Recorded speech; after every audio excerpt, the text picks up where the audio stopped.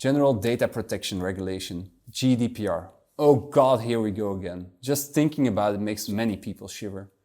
The biggest issue is that still a lot of people don't really understand how to navigate it.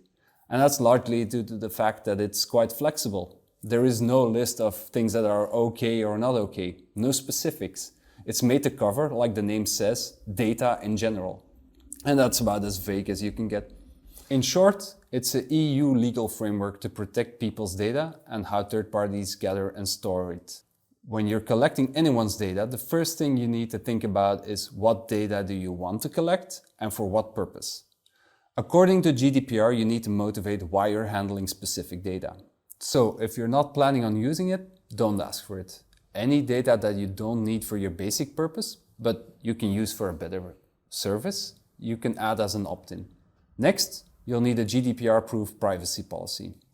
This serves as a public statement about the collected data and, providing you keep to it, serves as a legal protection for you. Some of the most important pieces of information are information about yourself, who will get access or a copy of the data, so think third parties, why they would need that data, what data you're collecting, how and why you'll be using the data, how was the data obtained and which consents were given, how long you'll be holding on to the data, how secure the data is in your possession, what you would do in case of a data breach, and an overview of basic user rights under GDPR, such as the right to access, view, edit, erasure, and opt-out instructions. You need to ask people for their consent. You'll need them to agree to your privacy policy, and aside from the minimal data you need, you can ask for more data or to use data for other purposes.